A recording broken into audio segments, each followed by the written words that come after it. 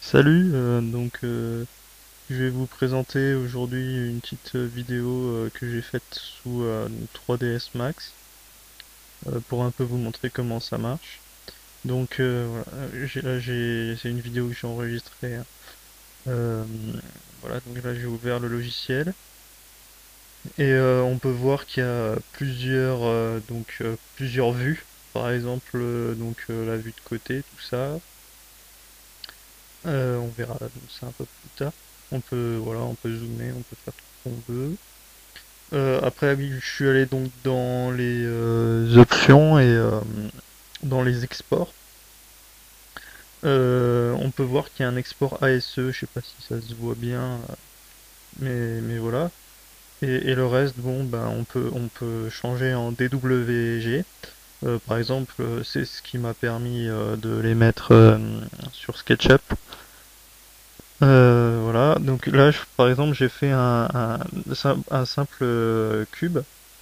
Donc on peut changer les différents côtés, tout ça. Ce qu'il y a d'intéressant aussi, c'est qu'après, on peut changer le nombre de faces, de mèches. Euh, voilà, on peut choisir par exemple si on en veut plusieurs ou pas. Voilà. Pour après pouvoir par exemple les animer. Mm.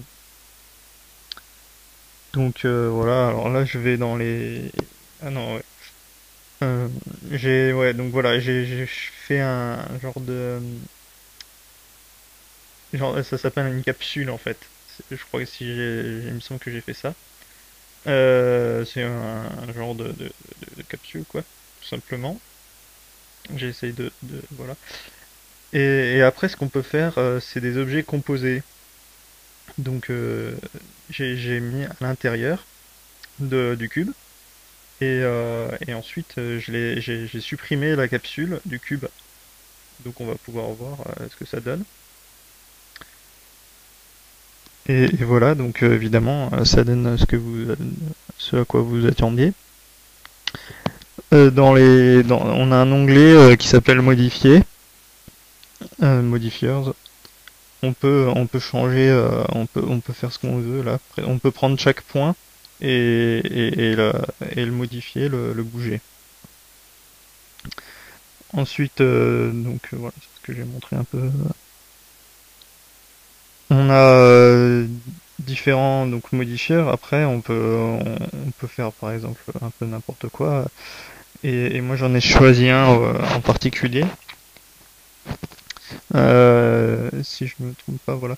C'est un modifieur qui permet donc de changer dynamiquement, si je puis dire, des faces. Donc, voilà, vous allez comprendre tout de suite. Et voilà. Donc là, je vais changer, je vais modifier. Hop, vous voyez. Là, bon, là, ça change un petit peu, mais surtout, c'est plus explicatif quand je le montre après. Vous voyez, on peut faire un peu ce qu'on veut avec. On peut changer tout ce qu'on veut. Et donc en bas, vous voyez la barre du temps. On peut changer la barre, donc on peut changer jusqu'à, voilà, on peut faire ce qu'on veut en 25 images par seconde ou en 30 images par seconde, comme on veut. Et donc ensuite, ce qu'il y a d'intéressant, c'est après d'animer en fonction du temps.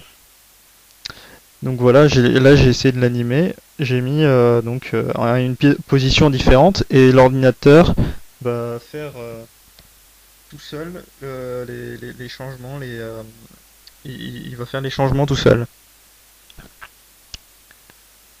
qui nous permet de modifier tout ça. Ensuite, donc après, ici c'est l'onglet, si je puis dire, des matériaux. Voilà.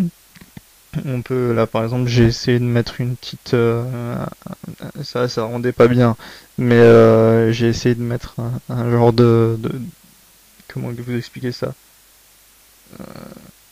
Un matériau un peu, comment dire?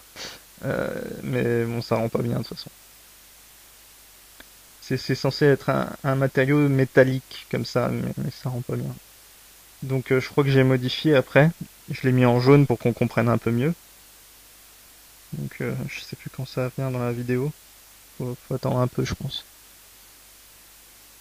Et voilà, donc là vous pouvez voir un nouvel onglet. C'est pour ensuite enregistrer les vidéos. On a toutes les sortes de vidéos qu'on veut, donc PAL, on peut le mettre en NTSC, tout ça. Et on a un onglet Mental Ray. Mental Ray, c'est comment vous expliquer ça? Un moteur de rendu assez réaliste, j'allais dire. Donc là, j'ai fait, ensuite je l'ai mis en jaune parce que ça rendait pas bien. Et voilà, donc disons l'animation qui se crée automatiquement et on peut récupérer la vidéo ou les images pour après faire des animations. Donc voilà à peu près tout ce que j'avais à dire. Et à bientôt, j'espère, hein, pour de nouveaux tutos.